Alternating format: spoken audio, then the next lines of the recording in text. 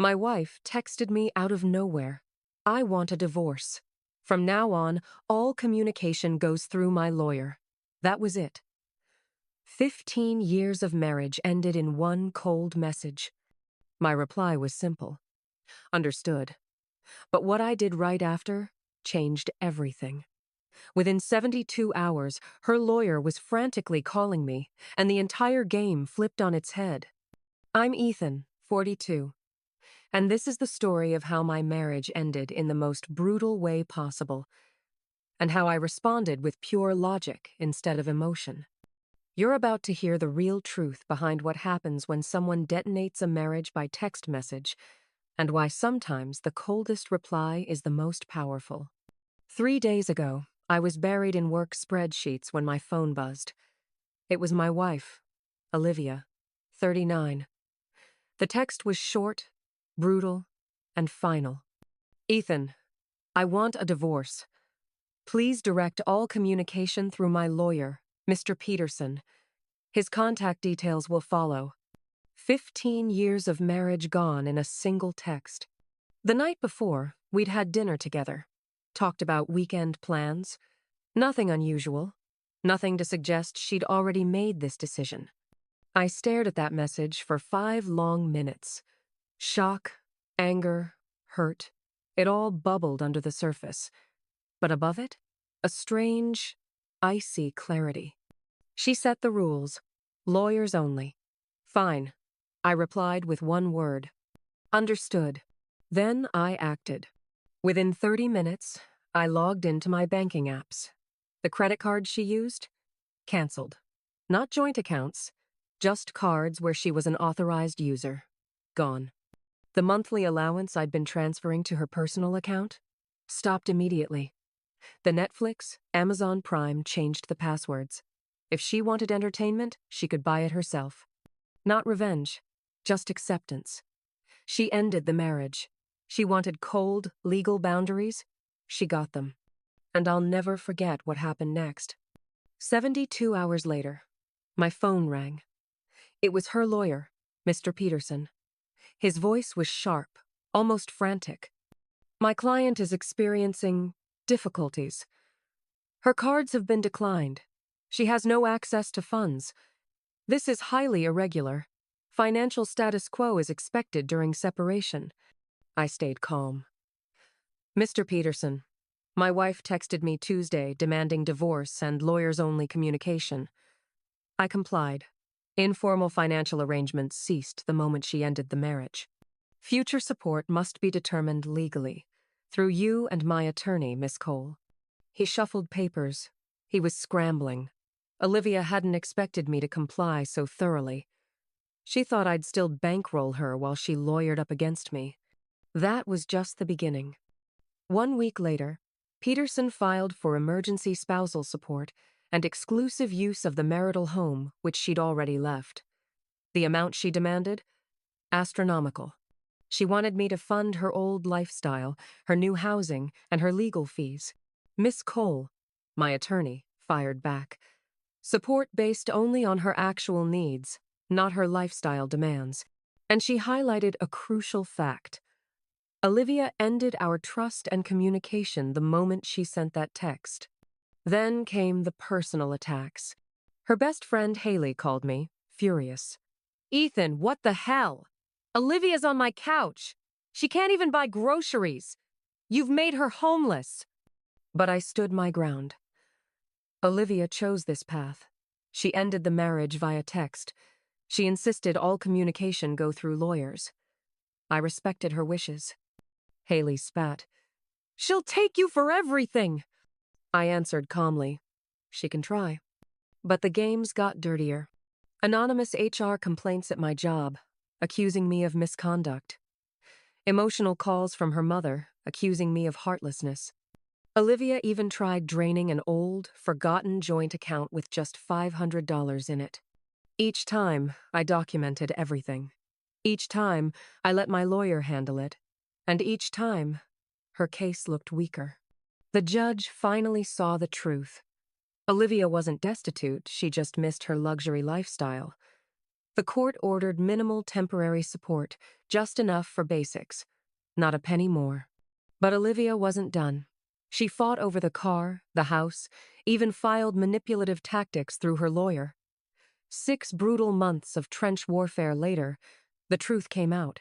She'd hidden assets, a secret savings account, stocks from her parents. In the end, the settlement wasn't what she wanted. Nearly 50-50th split, with a slight edge to me because of her hidden money. She got rehabilitative alimony for just 2 years. Enough to help her stand on her own feet, not to fund her old lifestyle. But if I thought that first court win meant things would calm down, I was dead wrong. Because that's when the real games began. It started with a phone call from HR at my job. Out of nowhere, they told me an anonymous complaint had been filed against me. The accusation? That I was misusing company resources for personal legal matters, and that my behavior had become erratic. I sat there stunned. This wasn't just divorce anymore, this was someone trying to sabotage my livelihood. Thankfully, my boss knew me well. The HR team investigated, found nothing, and the complaint was dismissed. But the message was clear. Olivia, or someone in her corner, was willing to play dirty. Then came the emotional manipulation. Her mother called me in tears. "How could you do this to her? She's struggling. The judge was unfair. You owe her for the years she gave you." I stayed calm. "Ma'am, Olivia chose this path. She demanded lawyers only. I'm respecting her wishes. I can't discuss financials outside that process." She called me heartless and hung up. And then Olivia herself broke her own rule. I got a direct text one night. "Ethan, you can't take the car. How will I get anywhere? Stop this." I screenshotted it and forwarded it to my attorney. Then I replied with her own words. "Per your instructions, all communication goes through your lawyer, Mr. Peterson." Silence. At this point, I realized something important. Reacting wasn't enough. I couldn't just play defense. I needed to lock down every part of my life so there were no more backdoors for her to exploit. So, I made moves. I stopped paying for the leased car, told her lawyer, either she qualifies for the lease in her own name, or the car gets returned. I filed for exclusive use of the house. She'd left, and the judge hadn't granted it to her, so I secured my position. I pushed for full financial discovery. If she had assets hidden, they were about to be dragged into the light. Meanwhile, I kept documenting everything: her calls, her mother's tears, the HR stunt, the bank withdrawal attempt. My lawyer said it all built a pattern of bad faith that would matter in the final settlement. Every move she made only made her case weaker. Every trick only dug her deeper. And that's when I knew this wasn't about love, or even divorce anymore. This was about control. She thought she could nuke the marriage, set all the rules, and still live off me. But she was about to learn that when you end something by text message, you don't get to rewrite the rules afterward. Weeks turned into months, and the divorce shifted from emotional shock to legal trench warfare. Olivia and her lawyer, Mr. Peterson, came out swinging. Every filing, every request, every accusation was designed to bleed me dry financially and emotionally. At the emergency support hearing, the judge had already sided closer to my side. But Olivia didn't stop there. She doubled down. She refused every reasonable offer, rejected compromise after compromise, delayed proceedings. Every tactic was designed to wear me out and make me fold. But I didn't fold. Instead, I got methodical. I froze the dormant joint account she had tried to drain. I stopped paying for the car she refused to return until the leasing company repossessed it right from outside her friend Haley's place. Haley blew up my phone with angry calls, but I ignored them all, forwarded them to my attorney. Next came the house. Olivia wanted it sold, wanted the cash, wanted to push me out. But she had abandoned it months earlier. My lawyer filed for exclusive use, and we began the process of valuing it for division. I knew she couldn't afford to buy me out. That meant one thing. I held control. And then came the discovery phase. For weeks, Olivia acted like a victim in court, like she had nothing, no resources, no backup. But when discovery forced her to open the books, the truth spilled out. She had a secret savings account. She had stocks gifted by her parents. She had money tucked away, all while crying broke and demanding I bankroll her lifestyle. My lawyer pounced. Those hidden assets became part of the marital property. They strengthened my case and weakened hers. And the judge noticed the pattern: her lies, her attempts to play victim, the manipulative phone calls, the shady HR complaint. All of it painted a picture of bad faith. But Olivia didn't stop trying. She broke her own lawyers-only rule again. Another text. Ethan, you're cruel. How can you live with yourself? I gave you my best years, and you left me with nothing.